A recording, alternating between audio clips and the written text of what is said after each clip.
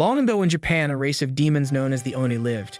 They destroyed everything in their path and massacred humans as they pleased, since no one was powerful enough to stand against them. However, a brave man named Momotaro rose as humanity's savior and attacked the Oni base. He killed thousands of the monsters, but that was only the beginning of a long war between Momotaro and the Oni that continues even in the modern age.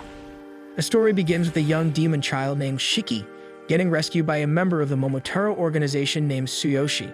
His comrade warns him that this decision will turn everything into a nightmare. However, Tsuyoshi looks at the child in his arms and convinces himself that saving the boy is the right thing to do. Years pass by and that child grows up into a good-for-nothing delinquent named Shiki, who even gets himself expelled from the high school for fighting too often. Shiki pretends not to care while talking on the phone with a friend, but his foster father, Tsuyoshi, eavesdrops and storms into his room. He hits him on the head in anger for being expelled again and tries to hit him a second time, but Shiki dodges and jumps onto his bed. After calming down, his father questions Shiki about the guns he keeps in his room while reminding him they run a liquor store, not an armory. He warns Shiki to change before he ruins his future, but Shiki snaps back while saying he is glad they are not related by blood and admits he never wants to be like him. His words cut his father deep, but before he can answer, the phone from the liquor store starts ringing, so Tsuyoshi leaves to answer it. The other person on the phone gives a large beer order, so he instantly prepares it and drives off to deliver it, while Shiki stays behind and regrets being adopted by some broke guy.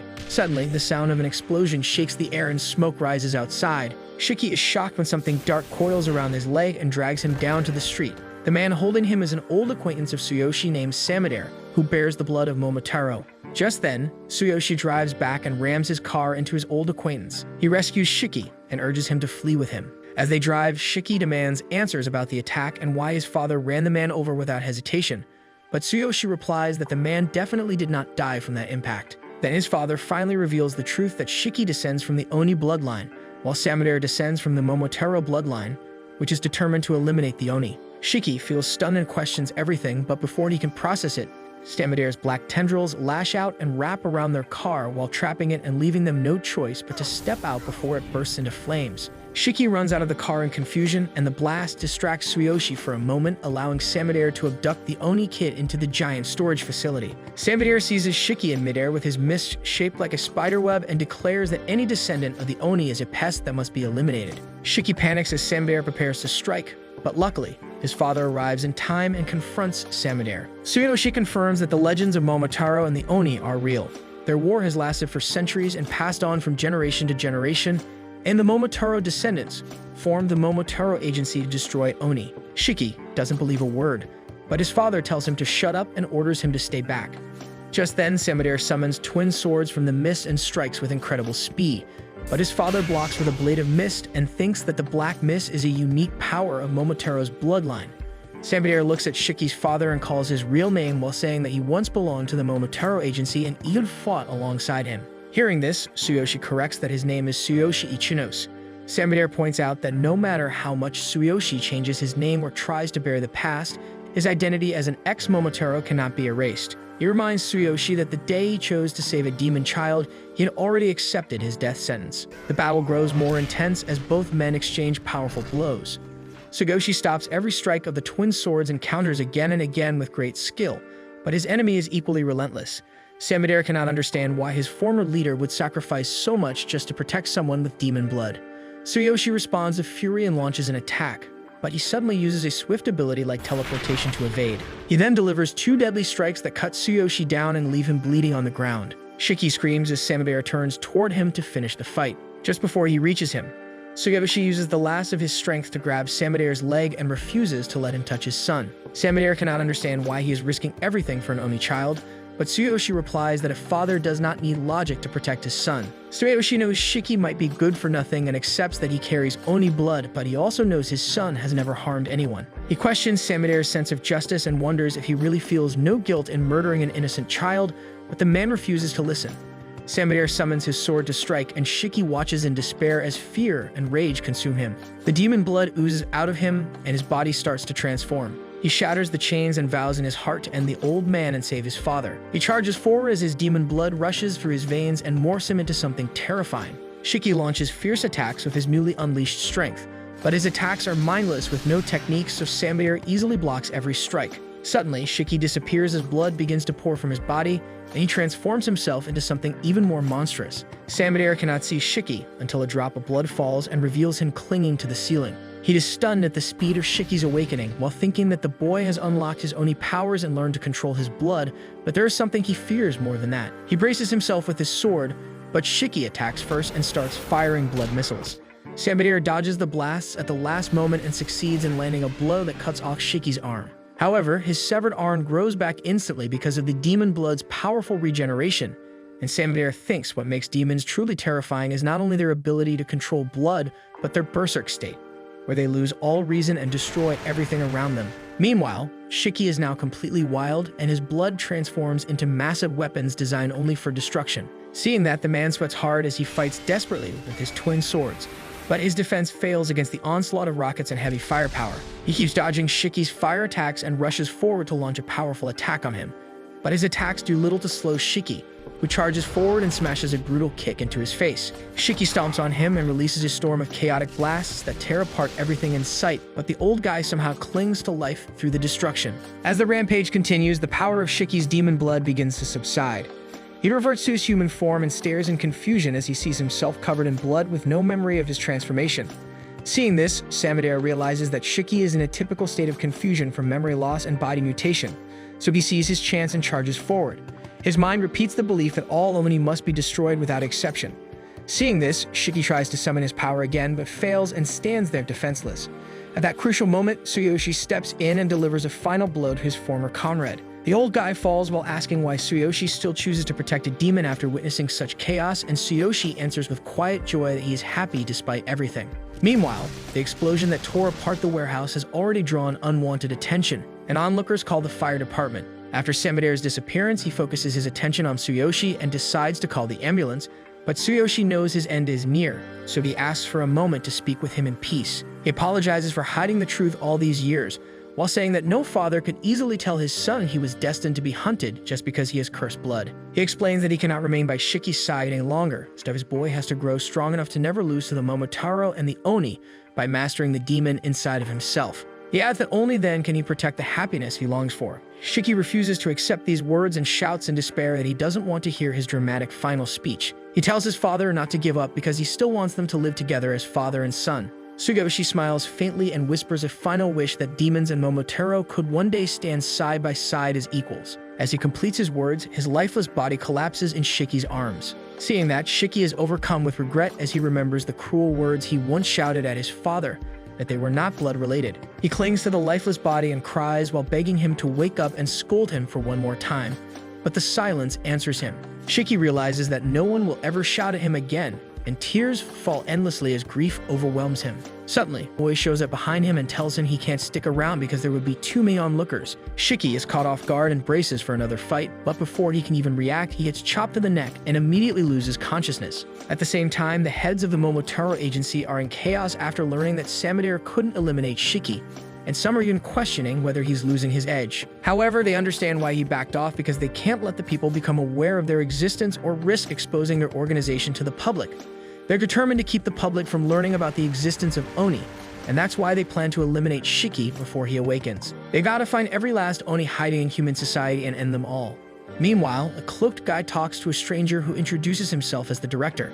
He is very pleased that there are so many promising candidates this year and adds that NATO hasn't let anyone pass the selection round for years, but now someone has passed, which is rare. However, he is not sure how useful the new candidate will be, but the other man warns him to be careful and to make sure the newcomer is strong enough to survive. He explains that this new candidate is one of the rare ones who only appear once every few decades. Meanwhile, Shiki finds himself dreaming about a time when he was playing with sand in a park. His dad told him that it was time to return home, and he asked him to carry him. Now his father has been brutally murdered by some guy from the Momotaro agency. As Shiki snaps out of his dream, he finds himself in an unknown place somewhere inside Onigashima, and when he looks around, he finds a random guy who has counted over 1,000 headstand push-ups. The person tells Shiki that he didn't want to force him awake since he wouldn't get any of his explanation while being half-conscious, and he makes it clear that he is a very strict person who doesn't like repeating himself.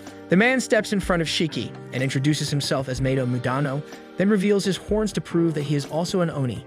He tells Shiki that he won't reveal where they are but assures him that his father's body has been safely preserved. Meido explains that he brought him here for an evaluation exam. He drives a whiteboard towards Shiki, casually bragging about his roller skates and how he uses them just for efficiency. Picking up a marker, he begins explaining that the black mist Shiki saw is an ability used by the Momotaro descendants, who have formed an agency dedicated to wiping out all Oni called the Momotaro Agency. On the other side, there exists the Oni Agency. Mato continues, saying that his role is to find awakened Oni and put them through a test to determine if they are worthy of joining the Oni Academy. Once his explanation ends, Nato finally gives Shiki the chance to ask questions, but instead, the boy keeps on shouting as he demands to be released and repeatedly asks about his father. Nato reminds him that he already explained his father's body is safe and deducts a point for wasting his time. He then suggests they should move on with the evaluation if Shiki has no proper questions, but the boy keeps protesting and insists on being untied. Nato grows impatient as he thinks that the kid must be dumb, though Shiki eventually takes a deep breath, tries to think his situation through, and forces himself to calm down. After settling down a little, Shiki argues that this exam feels pointless and forces himself to wear the most polite expression he can while making it clear that all he really wants is freedom, so he can track down the person who murdered his old man. Even though he tries his best to stay polite, Nato tells him to quit staring at him with that creepy face. Understanding that Shiki is only after revenge, Nato decides to ditch the standard evaluation method and crafts a perfect one of his own. He takes off his tie, then lifts the boy along with a chair and tries choking him to death with some half-baked logic that creature's real nature only shows when it's standing at death's door. Nato orders the boy to use his brain and figure out a way to live or just die right here. Shiki, however, has no intention of dying, and as blood bursts from his every orifice, he eventually stops struggling, making it look like he has finally kicked the bucket. When his blood hits the ground, it rises back up and pushes Shiki into his berserker state, where he charges at Nato with the urge to tear him apart since Oni cannot control themselves in this form. Nato brushes it off with ease, shielding himself with an umbrella forged from his own blood, and mocks that Shiki just lost 100 points because he has no clue how to handle his Oni blood. He then says he'll show him how it should actually be used, though he admits the boy won't remember any of it once the berserker mode ends. The boy pounces at him, but when his senses return, he finds himself lying on the ground with one arm still in Oni form. The examiner explains that Oni blood is powerful yet extremely difficult to master, and once an Oni falls into berserker mode, he loses both conscience and memory as he goes about wrecking everything around him. Shiki fails to understand a single thing and just points at the strange bloody shape forming from Nato, asking what even is. Nato makes his umbrella vanish and explains that this isn't some berserker state, just simple control over his Oni powers. After that, he casually declares the boy disqualified.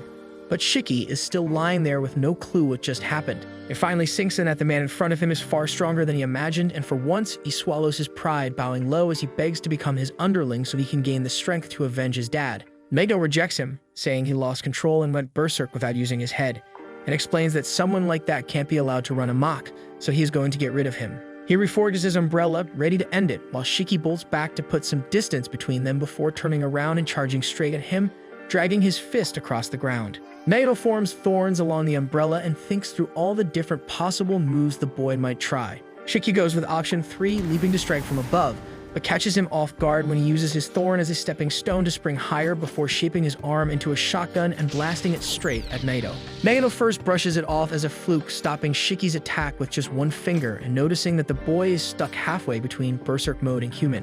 He calls Shiki useless and then releases his blood eclipse skill, Rebirth's Deluge, but he doesn't actually attack the boy when he finds him reverting back to his human form and getting proud of controlling himself. Shiki collapses on the ground, satisfied with his small victory.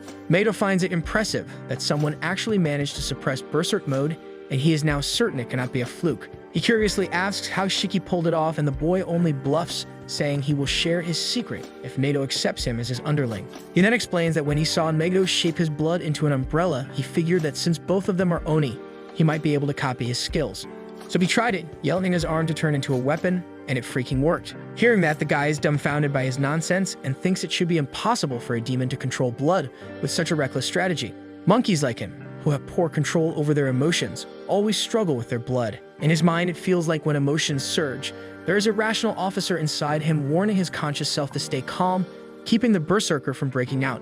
Nato believes that being perfectly calm and rational is the only way to control blood without losing control, but Shiki's brain is different. For him, there is always an emotional emergency, and his conscious self beats the rational officer, begging him to calm down. That lets the berserker break loose, yet Shiki also beats his inner berserker so he can use its power with willpower, which means he relies on raw instinct instead of real control. Though it is a crude method, its power is undeniably strong. Seeing Nato lost in thought, Shiki snaps him out of it and says he will learn anything he teaches as his apprentice, determined to become strong enough to make Samadair suffer. He claims he is ready to be one of the useful pawns Nato mentioned earlier.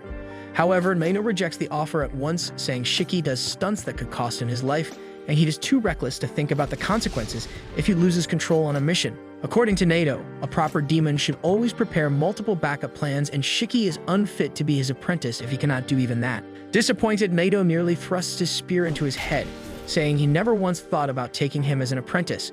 But in the end, he decides to make Shiki his student instead because he barely managed to pass the test. While Shiki lies there in confusion, Nato says he only passed because he thinks it is too soon to decide if he's a failure at the moment. After that, he explains they are currently on the island of Onigashima, where there is a hidden spot where the Oni Academy was built. Unlike a normal school, though, the place was created to give demons grueling training, so they become strong enough to fight the Momotaro Agency. But what amazes Shiki's monkey brain is the fact that he is on an island.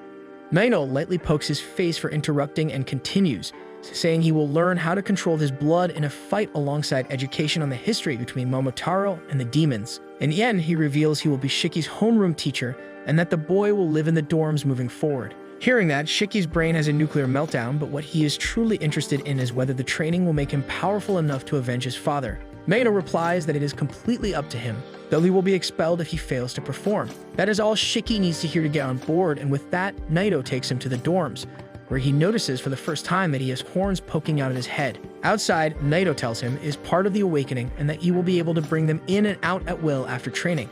Once Shiki is done putting on his uniform, he feels excited about going back to school, but Naito reminds him he is the least talented in his class, so he will be the first to get kicked out if he shows that he is weak. Shiki welcomes the challenge, but he remembers the Oni Agency still has his father's body.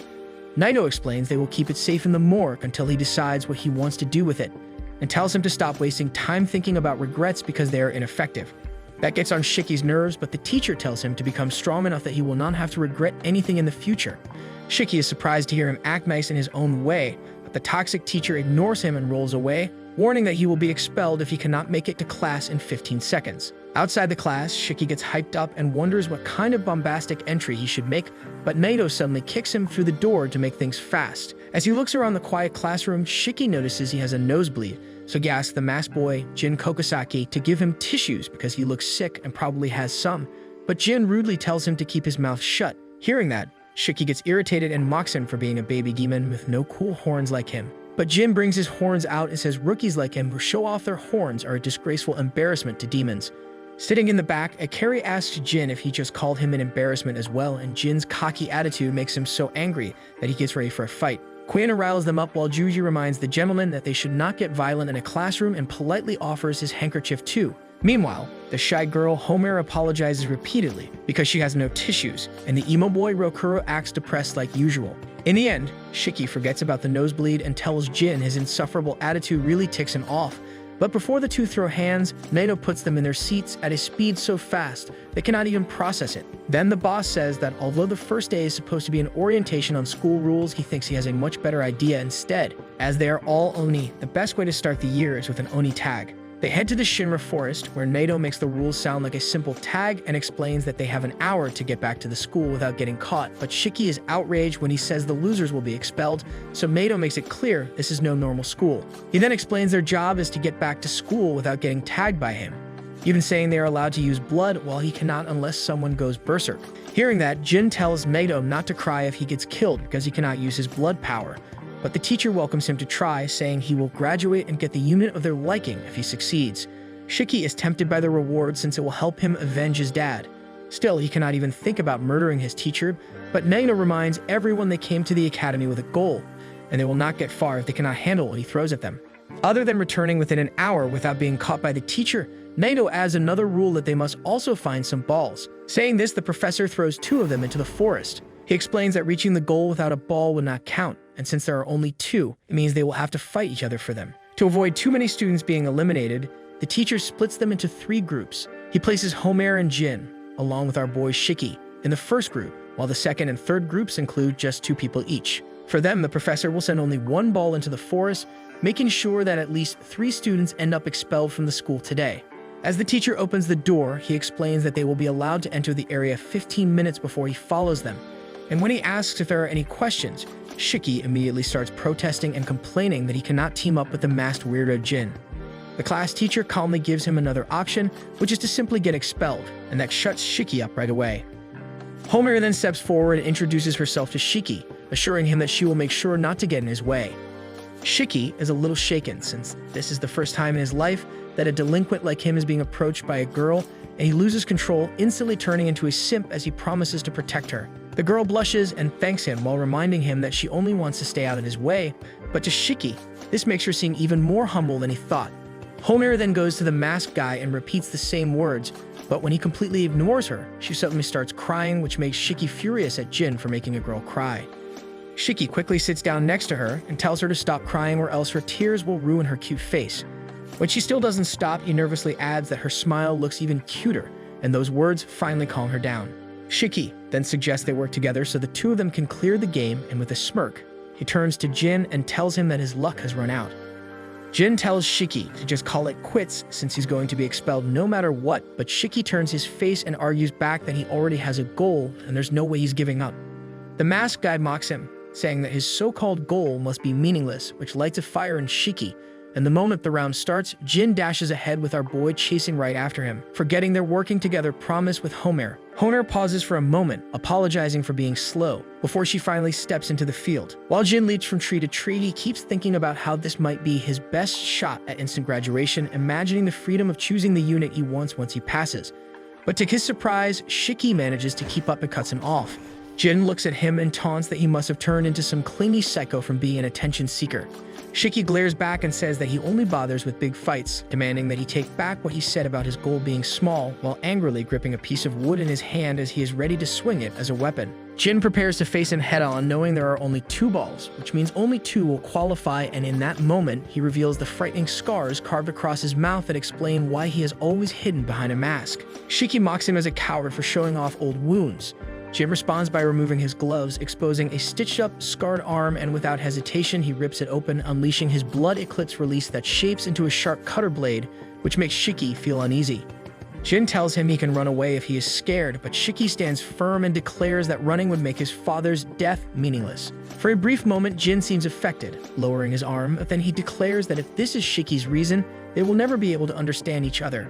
Shiki bites his finger, desperately shouting at his arm in hopes that a weapon will appear like before, but nothing happens. Jin dismisses it as meaningless and warns him to get ready to pay for wasting his time. Shiki panics inside but clenches his fist tightly, thinking maybe if he focuses harder, it might work, yet it still fails. Before striking, Jin tells him to at least be a decent warm-up before he murders the teacher. With no other choice left, Shiki raises his wooden weapon, and both charge forward and clash, and as Jin's blade slices a tree trunk in half, Shiki somehow manages to survive the clash.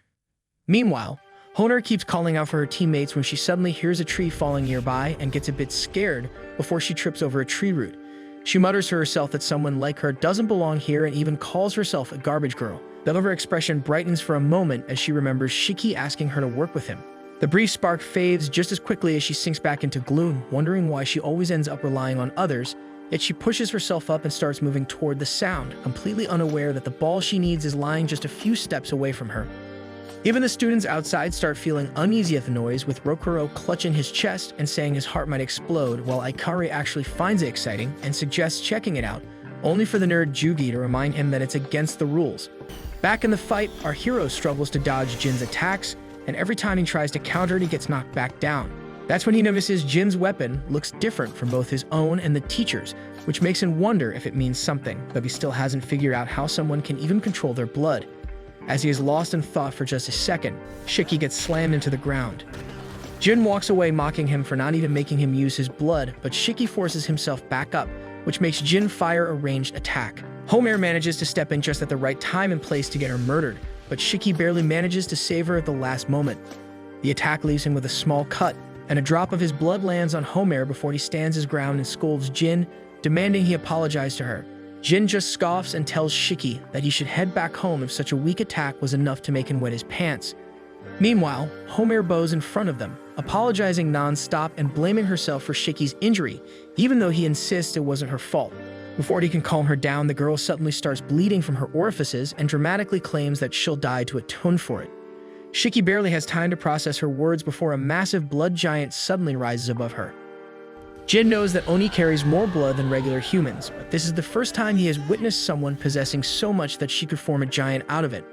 Homer warns the two to run before her creation obliterates them, and at the same time, the principal approaches the teacher who is waiting for his turn to step in. The principal questions whether today was truly meant to be an introduction day and calls it a bold move to give students life and death assignments on their very first day, yet Mato argues that training holds far more value than meaningless explanations and stupid lectures. The principal reminds him that many Oni die every year, most of them still children, and some unlucky ones are even taken alive, experimented on, and brutally murdered before they can even understand who they are. Still, Mato insists that only those strong enough deserve to survive, and just before vanishing, the principal tells him that he is indeed kind and urges him to make his students stronger. Back in the fight, Shiki barely manages to dodge the strike from the blood giant while Jin attempts to attack it, but fails. Shiki calls out to Homer, asking if she cannot stop her creation, yet she continues to apologize before collapsing unconscious from blood loss. Rushing to move her out of danger, Shiki notices the giant seems to be protecting her, which makes Jin suspect that Homer's blood has a will of its own. The next moment, the giant goes berserk and unleashes a flood of blood from its mouth, forcing Jin to take cover behind a rock while Shiki appears to be swallowed by the wave. Homer pleads with the giant to stop and even calls it her sis, but when she sees Shiki rising to his feet, she desperately tells him to run. Shiki refuses, warning that if they abandon her, she will bleed out and die, insisting that he cannot stand by and watch, especially when her face is literally screaming that she is barely holding on. With a smile, he declares he will not let her die, as the blood giant roars with such force that its voice feels like a dust storm crashing over everything around them. As Magno observes from a distance how his pupils manage to defeat Homer's blood eclipse, Shiki tries to repeat what he once did against him by rubbing his hand against the floor, but no matter how hard he pushes himself, nothing happens, and even the teacher mutters that the last time was just a 1 in 100 lucky shot that would never happen again, though he does give him the credit for managing it last time. The blood giant strikes at the boy and even tears the ground apart to hurl stones his way, making Shiki realize how pathetic he is. Humiliated by his own weakness, he breaks down in tears, and Jin coldly tells him to leave if all he plans to do is cry. Jin then gets serious, this time forming weapons with both arms. The teacher notes with interest that Jin's ability to create 2 different weapons shows an impressive level of control, which is proof of his deep experience. Emoni's blood takes shape as a reflection of their inner nature, a signal projected directly from the brain, and while some, like Homer, manifest their trauma, others show their preferences. Over time, the ability to form one's own distinct weapon from blood came to be known as blood eclipse release. Jin puts all of his strength into trying to cut through the giant's neck, but the beast manages to shield itself. Meanwhile, Shiki keeps shouting in his hand to create something until it finally hits him that every Oni has a unique weapon of their own. Just as Mato considers stepping in, Shiki suddenly yells out blood eclipse release and forms a rifle from his blood.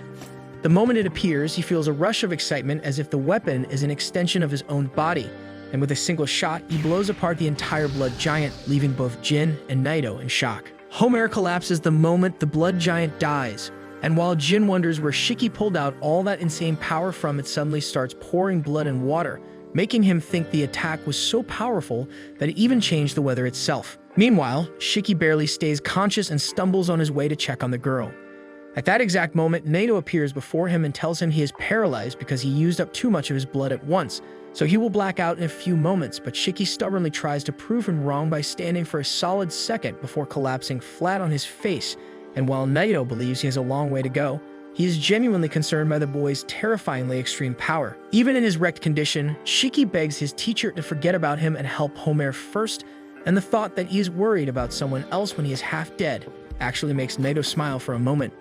But Jin cuts the moment short with a surprise attack from behind, which gets easily blocked and tells the teacher to stop wasting precious time on others. Naito asks him if he is not concerned about his classmates not getting treated, but Jin creates his blood saw again, saying it is not his problem. And that makes Naito realize Jin is exactly the kind of student he hates the most. Hearing that, Jin confirms one more time he really gets to graduate and enter the squad he wants if he can take him down, and Naito assures him he does not need his blood powers either. So the masked boy angrily rushes in to slice him down multiple times, but Naito mocks him, saying his pathetic saw could not cut through a million years. Jin retreats and comes in with a new approach, but Naito shows off one of the tactical umbrella's special functions, which sprays a smoke screen to confuse the target, though there is no poison to keep things fair. Looking for an opening, Jin thinks he can simply cut the cocky teacher as soon as he gets close, but 3 shots to his arm catch him by complete surprise, forcing him to take cover behind a tree. Crouched next to the tree, Naito gives him a lesson that he simply needs to keep his distance since Jin specializes in melee combat, and that the bullets are only rubber, so they will not injure him, though they hurt like a truck, especially because he always targets weak points. Jin is not all that surprised to hear that though, because he has other tricks prepared too. The masked boy dashes out of cover and shoots flying razors at Naito, but the teacher effortlessly dodges them while barely shifting his stance. When he suddenly jumps into the air, Jin thinks he has him cornered with nowhere to go, but the grenade Naito tosses causes him to panic, and it turns out to be another smokescreen. After landing, Jin gets ready to counter the moment Naito snipes him again, but the teacher suddenly appears from behind and ruthlessly punches him so hard that the masked boy goes flying through the air. Naito calls him a fool for assuming a ranged opponent would always attack from a distance and points out he was easy to ambush because he relies on his right arm far too much, telling him to stop overestimating his strength. Stating that Jin has already overused his blood, he traps the masked boy under his umbrella and coldly drops the reality check that this would mean certain death in a real fight. After that, Naito hits him personally by asking if he wants to see his father that badly, which instantly triggers Jin. He demands to know how Naito even knows about that, and the teacher calmly reveals he did some digging and found out little details like his father being a Momotaro. Hearing that, Shiki is shocked, and Jin's memory flashes back to his failure of a father who ruined his life and stole his family and everything precious to him.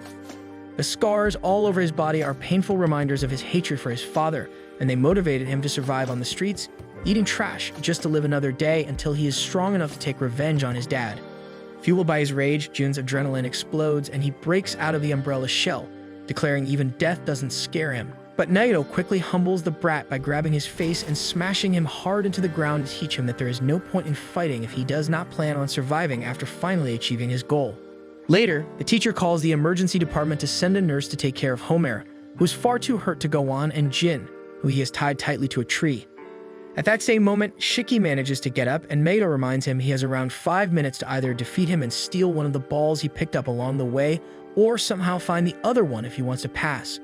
Realizing it is hopeless to win against him in direct combat, Shiki books it and Naito chases shortly after, but it turns out the boy cleverly circled back around so he could ask Jin to join forces with him in taking their teacher down.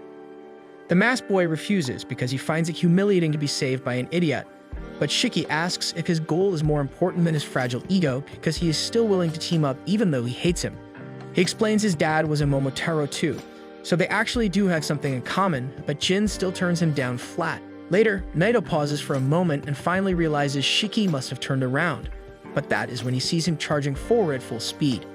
Naito stops him in his tracks and reminds him there is no point in reaching the goal without a ball, and Shiki quietly grits his teeth in frustration as he waits for the idiot who made him a decoy to finally make his move. Turns out Jin only refused earlier because he did not want to work under Shiki, and instead he wanted Shiki to work under him instead. Still, the ambush fails because both boys are out of blood, but Naito never expected that they would use the rope he tied Jin up with against him. He quietly observes the duo trying their hardest to pull him in and decides to play along with their desperate plan until Jin fires a flying blade with the last of his strength, allowing Shiki to rush in and slap the ball straight out of the teacher's hand. At that moment, Naito realizes one of them can actually make it if they run at full speed in the remaining time, and he assumes he will simply steal it back once Jin runs and Shiki chases after him. But instead of that, Shiki cheers Jin on and shocks both of them. So while Jin books it at full speed, Shiki smugly brags to Naito that they really outplayed him. But his teacher reminds him that even though Jin will pass, he just failed himself, and that means he will be expelled. Shiki realizes too late that he completely forgot about the penalty for failing, and his teacher fully discovers the infinite depth of Shiki's brain rot. He evaluates Shiki as a simple boy who has no real idea of benefits or risks and simply does whatever he genuinely thinks is right. On the other hand, Jin is locked in on the goal when Shiki's blunt honesty and annoying wise words play in his mind, so he turns around to help him out. Seeing that, Shiki wonders if Jin sucks at navigation, but Jin says he would rather get expelled than pass while owing a favor to Shiki. And that is why he tells him to take the ball and run to the finish line. In that beautiful bromance moment, a tiny piggy suddenly arrives on the scene. The boys wonder what the round little guy is, and their teacher explains that it is a messenger sent by their Baku Express service named Mukun. Naito is concerned because Mukun is only dispatched during real emergencies, and he plays the message.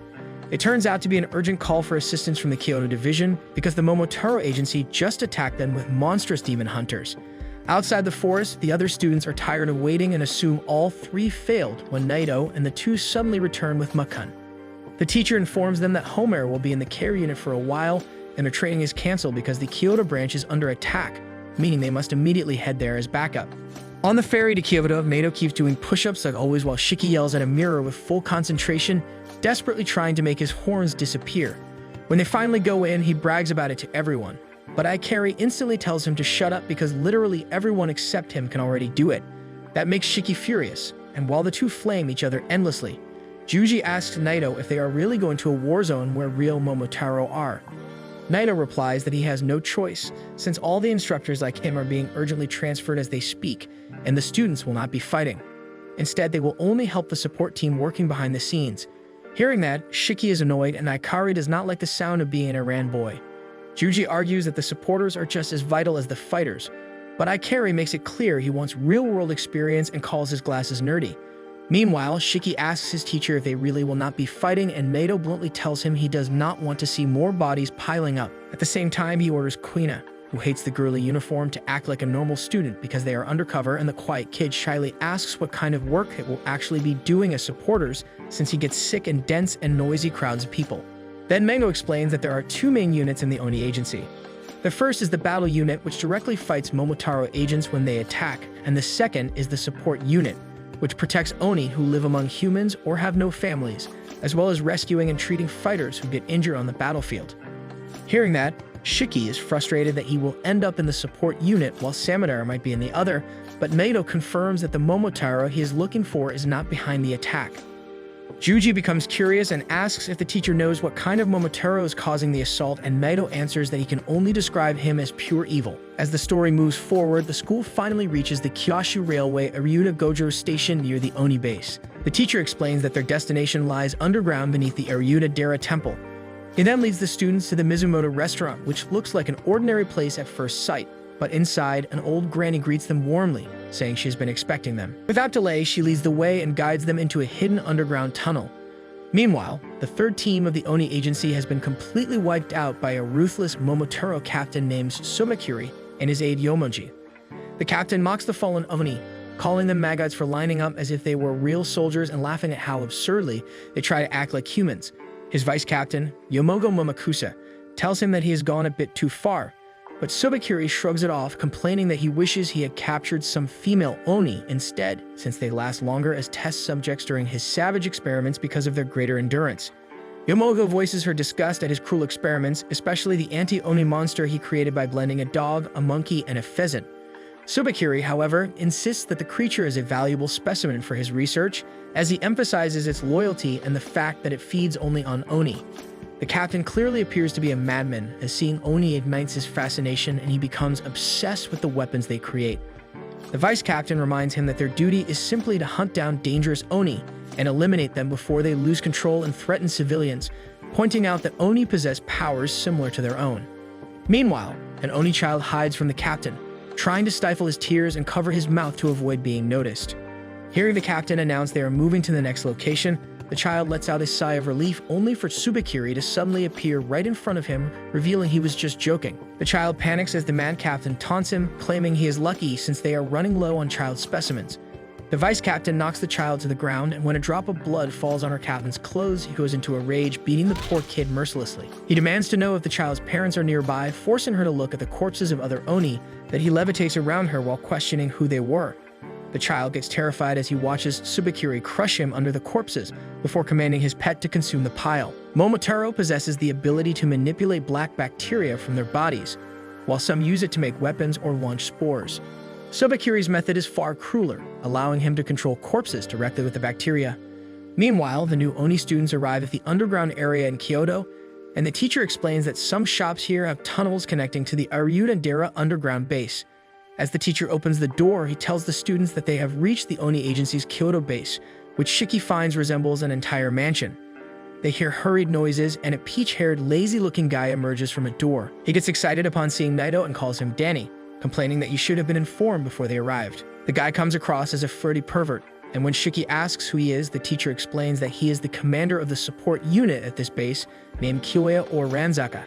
Kyoe immediately gets all buddy-buddy with Naito and tells the class that he and Naito were classmates at Resetsu Academy. The teacher tells his friend to cut it out as he announces that he will be leaving for the front lines. As expected, Shiki argues to go along and even carry objects to helping a flirty guy like Kyoe.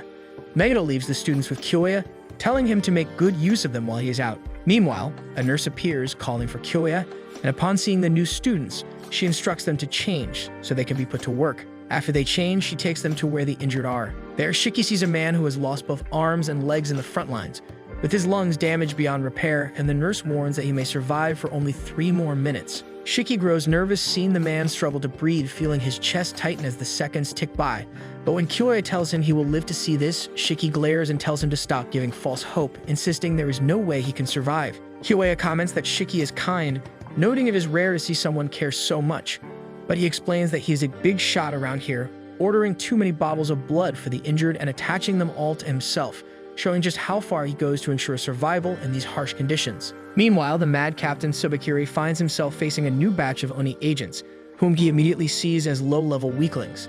The Oni agents start to panic as they realize that both their commander and vice commander are already down, until Mego enters the field with his blood eclipse release, restoring hope among the crowd. He launches a welcoming attack at the mad captain, but Subakiri easily uses the corpses scattered around as meat shields before turning to greet Naito, asking what he is doing in Kyoto. He calls it rude to be surprised by an attack and questions if Naito knows where the Kyoto Oni have been gathering recently. Subakiri claims that all he needs to do is wipe out the location, and the Oni problem there will be solved. Naito calmly replies that he has no idea about that, but he knows he cannot take threats or hunches lightly, and he tells Subakiri that he has a perfect viewing spot for him, which is none other than hell. Back at the underground base, Huey prepares to use his Oni powers while Shiki complains that the bottles of blood should be attached to the patients instead of him. The nurse tells him to be quiet as Kyoya asks the frontliner if he wants legs or arms, instructing him to open his mouth once for legs and twice for arms. The injured man opens it twice, meaning he needs arms, and barely explains that he wants to hold his children. Kyoya comforts him, telling him to stay strong as he is about to endure extreme pain. He then cuts his wrist and explains that while his blood may not be combat-oriented, it can boost an Oni's healing powers several times over and literally forces the injured man to chug on all of it. As the man screams in pain, the nurse orders the new students to rush forward and hold him in place while he swallows the blood. Meanwhile, the transfusion bottles are depleting fast, so the nurse orders the other students to fetch more. The injured man continues screaming as he gulps down the blood, while Shiki and Ikari hold him steady, and finally, Shiki notices an appendage starting to grow from the man's arm, with his forearm and hand beginning to regenerate. After that, his chest begins to heal as well, and the injuries to his legs are restored. Everyone is shocked to see his arms regrowing, and when Shiki asks Kyoya if the frontliner's legs will also grow back, the doctor explains that it will happen gradually with small doses. He warns, however, that if they continue pushing a large transfusion all at once, the man might develop antibodies. And if that happens, no matter how much blood they give him, the regeneration will no longer work. Kyoe then turns to the frontliner, telling him that he will likely retire from the battle unit for now, but can continue working in the support unit, and he will even provide a pair of prosthetic legs so he can move around again. The soldier cries as he thanks Kyoe for doing so much for him. Once he finishes attending to the patient, the doctor stands up and explains that this is what the war between the Oni and Momotaro looks like. He explains that he understands why so many people want to go to the front lines, but he makes them realize that those fighters can only act freely because there is a support unit working behind the scenes to keep them safe. He calls the support unit his battlefield, and this speech gets Ikari excited, who admits that he had thought Kyoya was just a lame pretty boy, but now sees the strength and determination within him.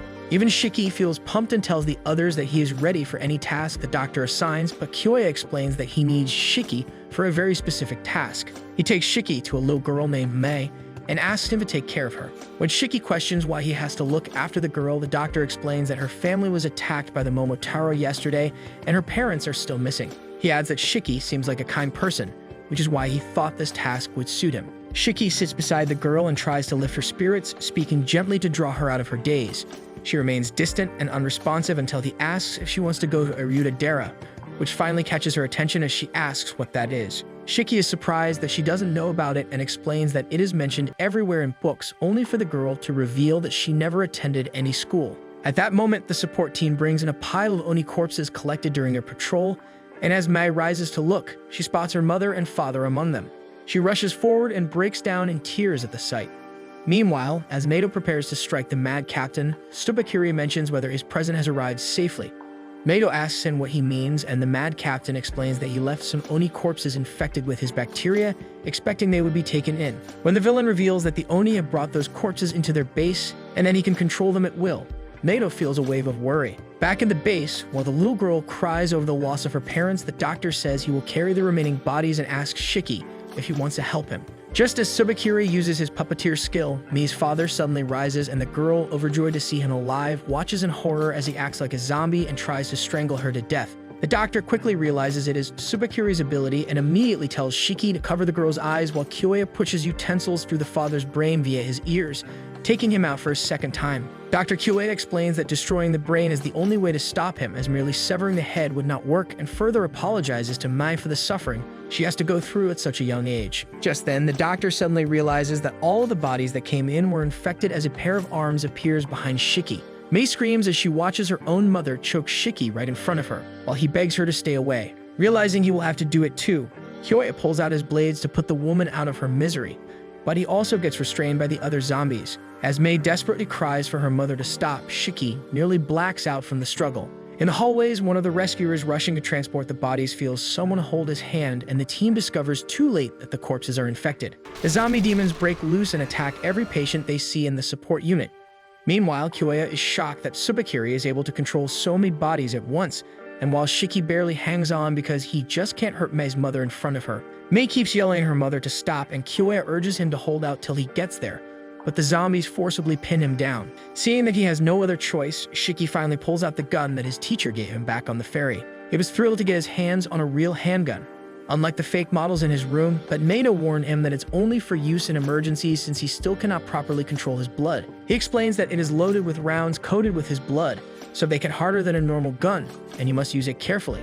Back in the present, he tightly hugs Mei and tells her to close her eyes before aiming the gun at her mother and apologizing as he pulls the trigger.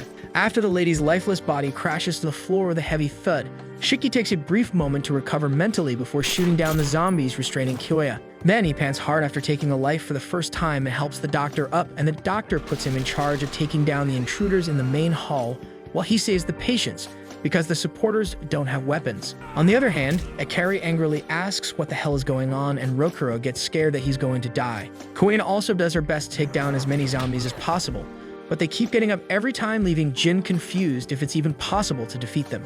Just then, Shiki runs in and tells them they only go down for good when their brain is damaged. As soon as he hears that, Jin uses his blood saws on the 3 corpses in front of him, and they drop like flies. As Kuin and Akari realize what Shiki meant, Kyoya tells them to prioritize saving the patients above all else. Shooting demons left and right, Shiki thinks it is gross that he is forced to kill so many, even if they are just bodies. As Yuji and Rokuro help escort the injured and Ikari protects them from the zombies that don't seem to end, Shiki has a crisis every time he pulls the trigger because every single demon he puts down is someone who is precious to someone else. Kyoya calmly orders the rescuers to move patients while Shiki holds them back. He wonders how he can sleep at night after putting bullets in the brains of innocent people.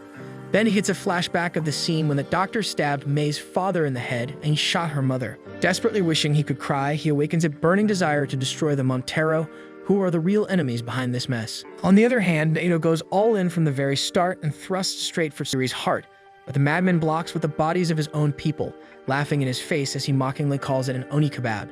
Just then, Nato senses the ugly right beside him and barely manages to dodge the strike at the last second. Seeing his pained expression, Subakiri grins and calls the demons he sacrificed nothing more than maggots. In frustration, Nato tells him he has gone too far into madness even for a loner, but the madman laughs it off and fires back that such a line is ironic coming from a loner like him. Without hesitation, Nato orders the demons to escape while he prepares to take down the Momotaro himself.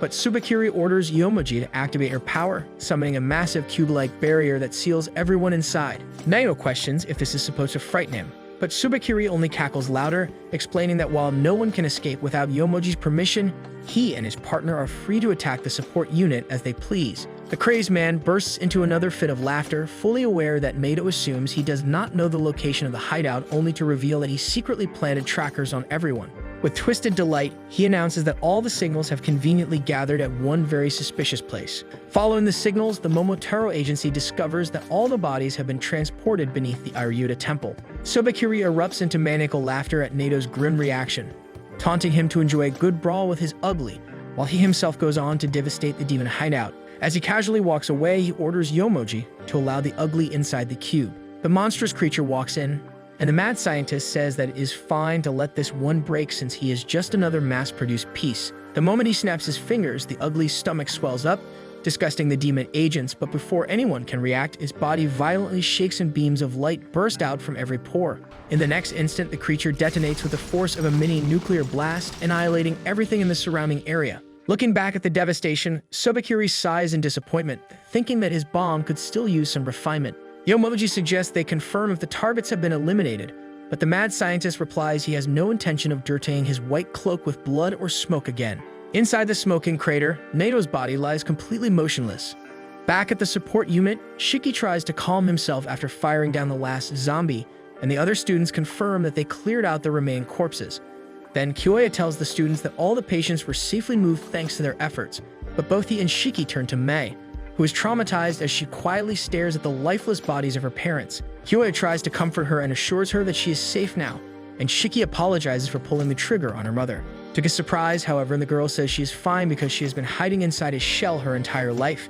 She never went to school and always ran from every responsibility placed on her. Because of that, she was mentally prepared for a day when she would lose her parents, so she tells Shiki not to worry about her at all. Hearing that, the boy goes speechless, stunned that a girl who just witnessed her parents' deaths is telling him not to worry about her. In frustration, he remembers back when he was her age and dreamed of being an ally of justice who vanquished evil like the superheroes on TV. He believed that the Momotaro were supposed to be heroes, yet the results of their actions are anything but heroic. At that moment, he tightly hugs the little girl and swears that he is ready to become a villain if that is what it takes to beat the fake heroes. Everyone in the room falls silent as he vows to create a world where she can smile, and his heartfelt words quietly touch Mei's heart. Later, under the Aryuta temple, the doctor walks through a huge underground tunnel to show him where the bodies of fallen demons are carried before being transported to the cremation site. Back on the surface, the nurses clean up the pools of blood and move the corpses while Shiki stays with Mei to comfort her. As he silently sits there processing everything that happened, Ikari grows annoyed that he gets stuck with manual labor like a grunt while Shiki rests by her side. He gets even more irritated when he notices 4 eyes slacking off as well.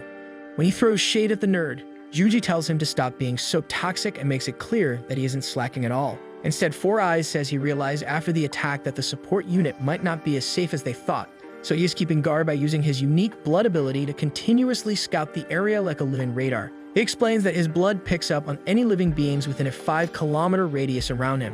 While Juji carefully scans all the temple floors, he further reveals that his ability can also distinguish Oni from Momotaro and even estimate their power levels or appearance if he focuses hard enough. Just then, his expression darkens as he detects something terrifying approaching. On the surface, Subakiri calls his agency and orders them to send an army of mass-produced ugly units to the location after he eliminates the old lady. And when the agency asks what he is scheming, he casually replies that he is about to do a little pest extermination. While Yumomoji analyzes the hideout's size, he also requests they dispatch the ugly he saved for a special occasion, and before hanging up, he asks them to remind him of the name of that demon kid who was labeled a high-risk threat to the agency during the last commander's meeting. In the end, he concludes there must be something worth protecting down there if the Oni sent Naito himself. Before they go in, Yomoji reports that the underground complex is massive and she has no clue how many demons might be hiding below, so she suggests flooding the tunnels with poison gas instead. Subakiri admits the idea sounds great, but he grins like a creep the moment he receives the high-risk Oni's name. At that moment, he changes the plan, saying they will eliminate every demon one by one after asking their names because he needs the boy called Shiki Ichinos alive. When Yomoji asks what is so special about that kid, the mad scientist says he is different from the rest of the demons, which makes him a far more fascinating test subject in his eyes. Meanwhile, little Mai thinks about her parents. One day, while she was walking out in the dark, her mother came and asked if she wanted to go out and play. She cheered up as her mother took her to a park, where Mai picked a flower and happily gave it to her, and her mother loved it. She once had a beautiful family who would follow her wherever she wandered, worry about her, and gently pat her.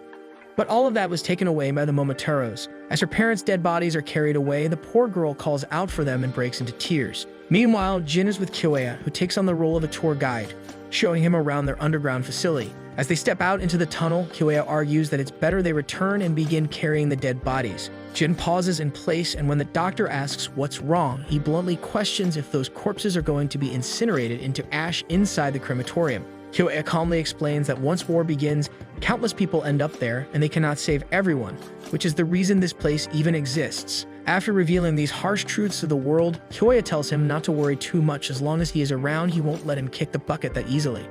Once he confirms Jin has no further questions, the doctor casually asks if he has gotten himself a girlfriend, only for Jin to completely ignore him and walk off. As Kyoya follows after him, he suddenly senses a dark aura behind, but before he can turn to see clearly, he gets stabbed neatly near the abdomen. The Mad Captain complains to Kyoya for moving at the last second, because otherwise his blade would have pierced the heart perfectly.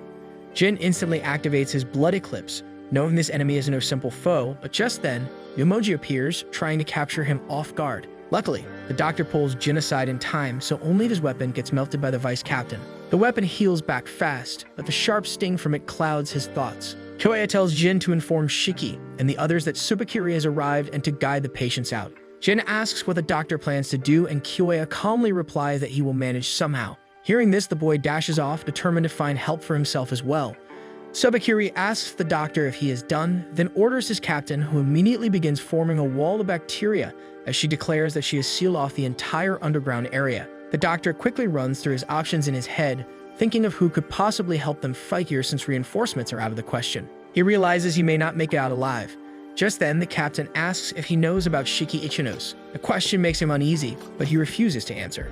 Instead, he pulls out a syringe from his coat containing poison derived from a plant called wolfsbane, which is capable of causing respiratory failure and organ collapse. Kyoya smiles, but before he can even move a muscle, the mad scientist slashes across his neck, and blood bursts out of the wound like a fountain. The doctor instantly comes up with a plan to harvest the blood, yet it spills everywhere as Tsubakiri praises the Oni blood on his knife, calling it beautiful. Lying on the floor, the playboy isn't worried about being down for the count. Instead, what bothers him is why Yomoji wasn't the one to strike him. Tsubakiri wonders if the man has already died and decides to use the corpse since he forgot to bring one. As he releases his black bacteria to take control of the dead body, he suddenly senses that his creatures have arrived and calls for Yomoji to let them in. Right then, a horde of hideous monsters pours in through the barrier, and when their boss, Tsubakiri, asks if they brought what he ordered, one of them opens its mouth wide and pulls out a coffin from inside. The captain calls it filthy for being drenched in monster saliva and orders them to remove the cover from it. Meanwhile, Jin rushes over to the base and quickly opens the door, but all he can find inside is blood splattered across the place with no one around. He looks around, trying to figure out where everyone has gone, and soon realizes that they have all gathered into a single room. Shiki explains that Yusuru's enemy search had already detected some Momotaro coming in, which is why they rushed to evacuate all of the patients to the surface. However, while they were at it, a sudden black mist sealed off every escape route, leaving them with no way out. Luckily, all the patients managed to escape, but they, along with several supporters including Mei, couldn't make it in time and were left behind. Hikari argues that they should split up and look for another way out, but the head nurse explains that she already checked every exit and all of them are blocked. Shiki then asks Jin about the flashy doctor, but before Jin could tell him, the ugly monster barges in and walks straight to a supporter, devouring him alive. All the supporters freak out and scatter in panic. Meanwhile, the Mad Captain enters the underground base along with his ugly monsters carrying the coffin. He looks around, finds the place very amusing, considering it was built underground, and orders his monsters to set the coffin down here. He then commands them to murder everyone they find except for Shiki, whom he wants alive. Yomoji asks the captain if he isn't going to come with them, but the captain simply sits on the coffin and replies that he is going to wait here as he has much thinking to do. As the scene shifts to the closet room, Quina is busy searching for something else to wear since the outfit they were given feels way too stiff for her to move in properly, let alone fight the enemy monsters. Meanwhile, Rokuro is lying down nearby, arguing about how his heartbeat feels all over the place and how his breathing is getting heavier. He starts wondering if this might be some kind of heart disease that could even kill him. And he also complains that the clothes he is wearing are far from comfortable, with the fabric irritating him. Quina yells at him, saying that he only collapsed because of stress and reminds him that his shortness of breath is simply because he was running earlier. She then tells him to look away while she changes into a new uniform. Seeing her energy, Rokuro argues back that healthy people are always too optimistic, while he himself could never think like them. On his way there, he had come across a random post online and clicked on it, reading that people were getting sick in this place, which only made him more worried that he might end up sick as well. After that, he starts complaining about a headache and even more stress building up. Quina tells the guy to stop stressing over everything since she already has enough of his nonsense.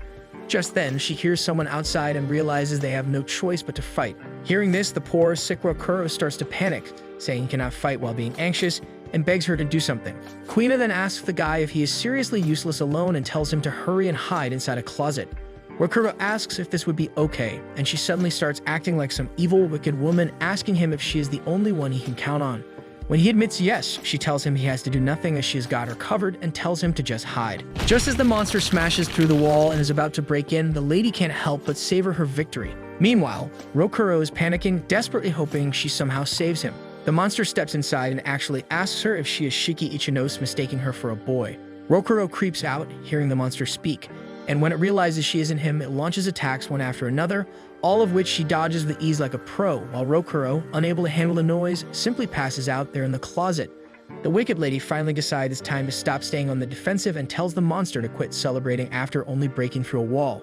She bites her finger and activates her blood eclipse release, forming gauntlets around her hands. Meanwhile, Jin is rushing back to check what happened to the flashy doctor and if he is still alive. Yomoji is searching around for Shiki, and Ikari is met by a monster who casually opens the door instead of smashing it down. The monster asks Ikari if he is Shiki, which makes Ikari furious as he yells that he doesn't want to be compared with a loser. At the same time, Shiki is trying to find a safe spot for Mei and hides her in the bushes while keeping watch for anyone approaching. Back in the closet room, Ikari slowly regains consciousness.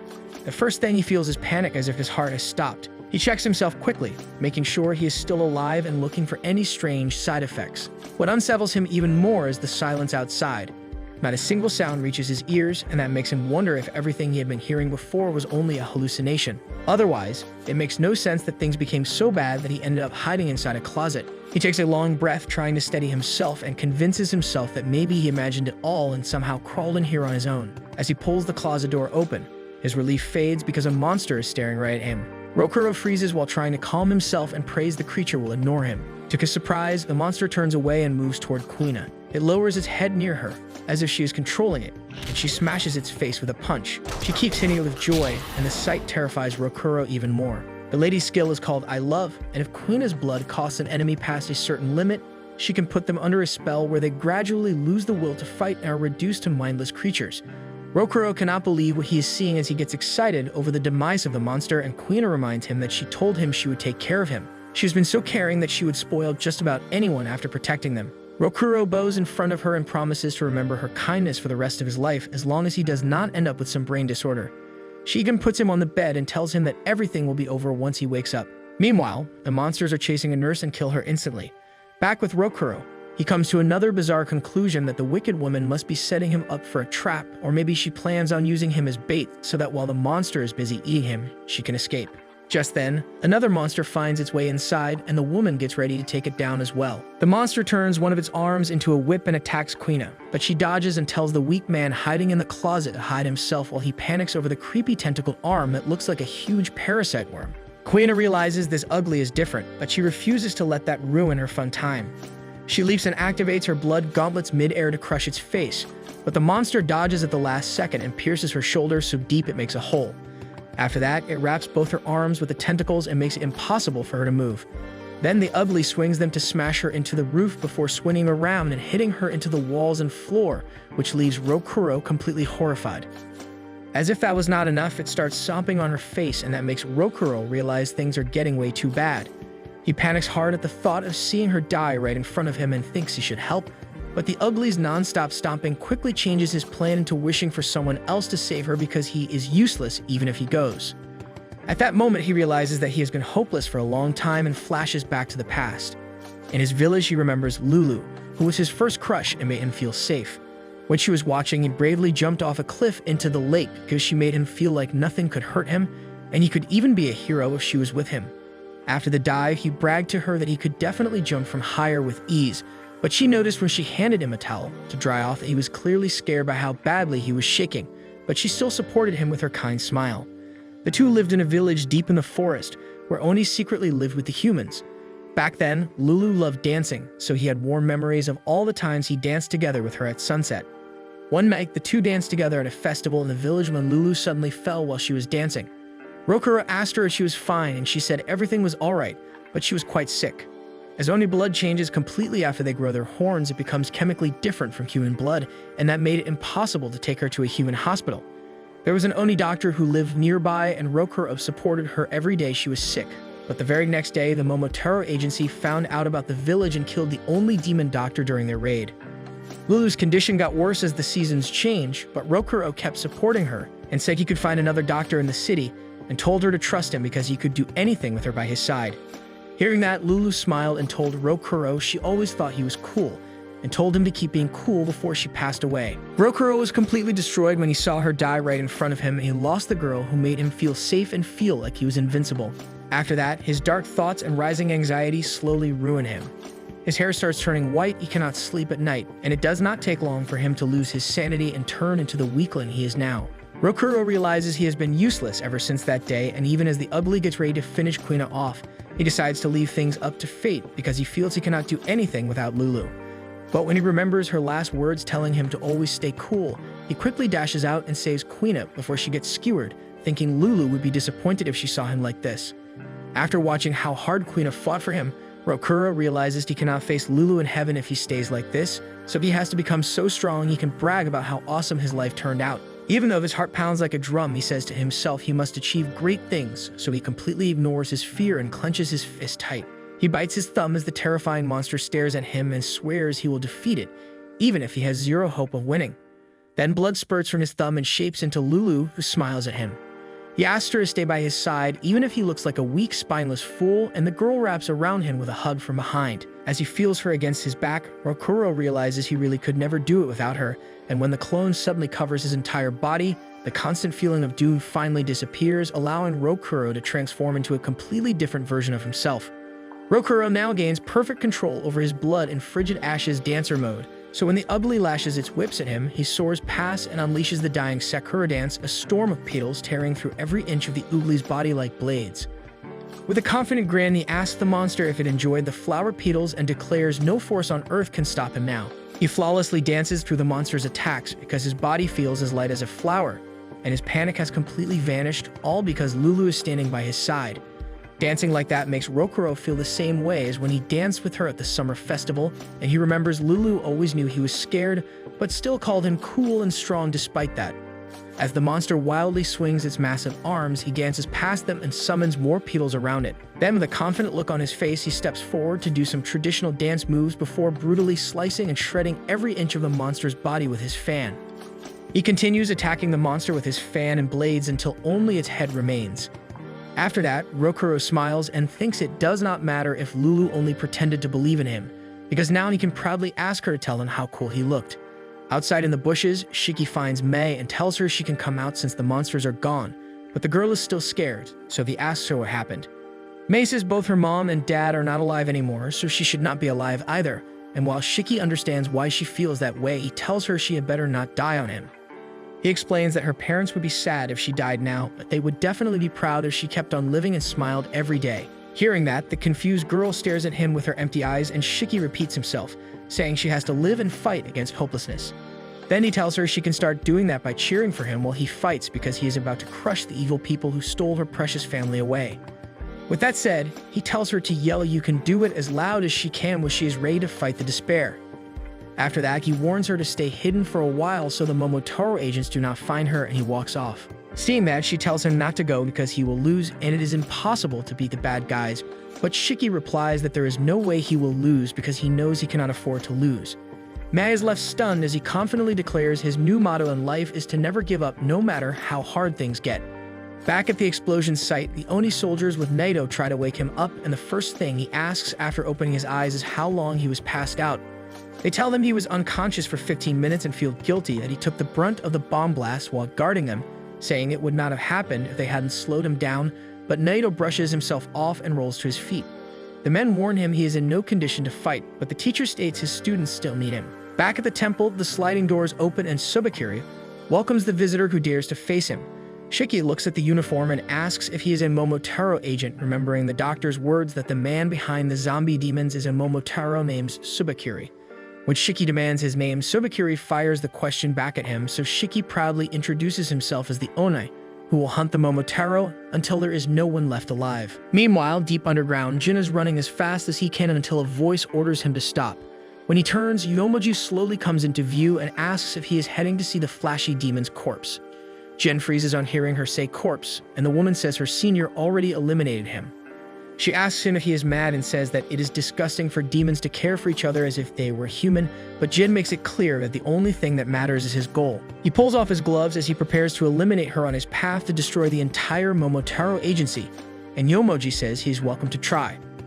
After he brings out his blood saw, he launches a move called the 7 Punishments, sending blades flying at lightning speed, but after he lands, Jin feels like his attack never landed. When he turns around, Yomoji calmly steps out of her unbreakable cube and tells him the bad news that his dull blades will never cut her. At the same time, Sobakiri disarms Shiki with a single throwing knife and questions if he seriously planned to fight him with a toy like that. The man claims his own blood is not weak in the slightest, and Shiki replies that while he does not understand a word of what he says, he does know that he hates his guts. With that, his blood transforms into a massive assault rifle, and Sobakiri gets fired up. Shiki swears he will fire everything he has as Mei's sad smile flashes in his mind. Shiki remembers when his teacher said his blood control is lacking, but he yells that he does not care and fires at Subakiri with a full power shot, sending him flying back and blowing apart everything in its path. After that, he swears he will never quit even if the fight is impossible, and Sobakiri admits he is stronger than expected. Hearing that, Shiki smugly asks the guy if he's scared. Hearing that, Sobakiri says Shiki's little move caught his interest, so he is also going to get serious now. With that, he opens the coffin, and out comes one of his gray-haired creations who repeats his order that he will wipe out all Oni from existence. When Shiki sees his uniform, he realizes he is supposed to be a Momotaro as well, and calls the mad scientist sick in the head for experimenting on his own dead comrade's body. However, Sobakiri calls him a fool because only fools think everyone should follow their moral standards. He reminds Shiki of the time when people refused to believe in the virus during the global pandemic and called it just a cold, and then there were vegans who want to give freedom to livestock. He says they are not idiots, but the ones who force their beliefs on others are the truly stupid ones, and he reveals that his comrade actually chose to become a puppet himself. Right after that, the puppet unleashes his power on Shiki, creating a crushing gravity field that brings him down to his knees. As Shiki loses his strength, Sobakiri explains that he can borrow a Momotaro agent's power from when they were alive by using them like puppets.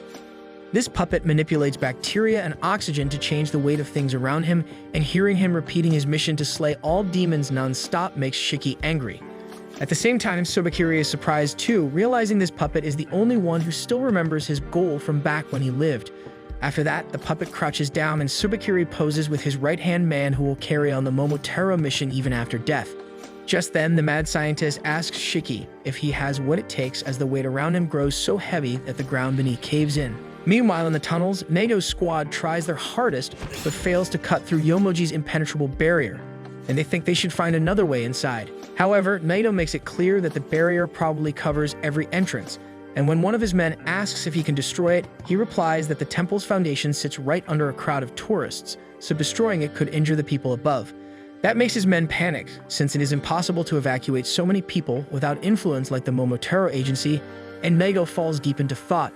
Just then, Juji arrives and tells his teacher that he received the signal of 2 Momotaro breaking in, and while the injured are still above, many members of the support unit remain trapped inside. Hearing that, Naito realizes there is no time left because Shiki and the other students are already in danger, so he tells Juji his plan to evacuate all the tourists before they bring down the so-called unbreakable barrier. Right then, a soldier asks if he knows the pink-haired girl panicking outside, and Homer apologizes before sinking back into her mental breakdown. Seeing her, Naito is surprised the scaredy cat even came, and the girl answers that she came because she was told to help out. At that moment, Yuji starts drooling and introduces himself as a fine gentleman whose biggest dream is to get down and dirty with his girlfriend after a date while they are still in their school uniform.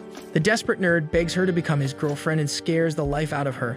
And when his teacher tells him to stop his nonsense, he gets all emotional and says those are the precious dreams of an innocent student, and it is his job as the teacher to support him all the way, making Naito think he needs to work on his creep meter because he genuinely thought the boy was normal. After that, Naito tells Homer she will not really be of much use, but something suddenly comes to mind, and he realizes her power can evacuate every single person out of the temple without leaving even one behind. Later in the forest outside, Honer asks her teacher where they are while he tells Juji to stay on the call with him. Confused, the boy asks what exactly they are doing, and his teacher casually reveals that his plan is to summon a small earthquake. The two cannot believe he just said that, so Naito explains it will cause a landslide and force all the tourists to run for their lives. While he and Homer stand on the mountain right over the temple, he explains that the tourists will not realize if they start with a small earthquake there, but the landslide that follows will surely flush them out. and that is when his men will help everyone evacuate because people will quietly obey when they see so many soldiers around. Next, it will be Juji's job to scan the area once everyone leaves. Hearing that, the boy asks how they will cause the landslide, so his teacher reveals his plan is to have Homer summon her stand, making the girl instantly panic. She swears she cannot do something like that, but her teacher assures her he will be with her the whole time. Then he quietly listens as she gives excuse after excuse why she cannot do it, and he surprises her by telling Juji to cancel the plan since she does not want to go through with it. Juji questions what they should do instead, and Mato says they will just have to cook up another plan fast, because everyone inside is in imminent danger. After that, he tells Homer with a straight face that she is fired, because he does not need her in the academy if she is useless. Hearing that, she says with a shaky voice that she is terrified of summoning a monster she cannot even control, and claims anyone would feel the same in her position. However, Mato replies that being scared is not the real problem. The problem is that she refuses to fight the fear itself. Then he reminds her of the incident she caused a long time ago and says that everyone carries baggage, but they came to the academy to become stronger and fight it. Next, he asks Homer her reason for joining, and she finally confesses that she came to learn how to control her blood. Mato tells Homer that her blood will stay the same, so she is the one who will have to change. Hearing that, she works up her courage and declares she wants to change as she bites her thumb and summons her stand. While Juji asks Naito for an update on the plan, the man casually replies the old plan is on even as the summon attacks him. Seeing her big sister go wild, Homer panics that she did it again as her sister continues throwing punch after punch at her teacher. While she apologizes nonstop for messing up, Naito tells her it is good enough as a landslide begins. Down at the temple, the tourists feel the earthquake, and when the soldiers urge them to run before the landslide comes, they quickly book it at top speed. Meanwhile, Juji scans the whole place and informs his teacher that everyone has left safely. She compliments the boy for good work and leaps from the Titan to land behind Homer and knock her out, putting her sister back to sleep. At that moment, the girl says sorry for not doing enough before she passes out, and her teacher says she did well, while thinking her inner demons are much worse than the others, though the academy was built exactly to fix problems like that. Back underground, Yomoji summons a barrage of pillars that force Jin to fall back, and he decides it would be wise to keep his distance until he knows what she is capable of, but his momentum causes him to fall into an open pillar, trapping him inside. Yomoji smugly says this is her favorite part as the trap closes tighter and tighter to crush him inside, and she tells the boy to enjoy the feeling of becoming a demon pancake. Jin yells he will get out, and the lady tells him that is impossible because using his blood takes focus, which is not possible when his brain is panicking inside the tight space. However, Jin feels like it is the same as his old days, and Yomoji is shocked when she hears the sound of his blades grinding against the wall, but she refuses to believe it until the trap cracks and explodes open. Right after that, Jin lets her know that he used to sleep in the vents of an old building a long time ago where the air was so filthy it hurt to breathe. So her little trap was more like a 5-star hotel compared to that hellhole. Just then, the head of an ugly monster lands between them, which turns out to be Ikari, saying she really grinded his gears that Yomoji thought trash like that could finish him off, so now it is time for him to let it all out. Still, Yomoji is not that impressed, and Jin tells her to stay out of his fight, but the guy insists he does not take orders from anyone, and he will be the one to take down the Momotaro broad. Then he panics hard when he takes a closer look at her outrageous outfit.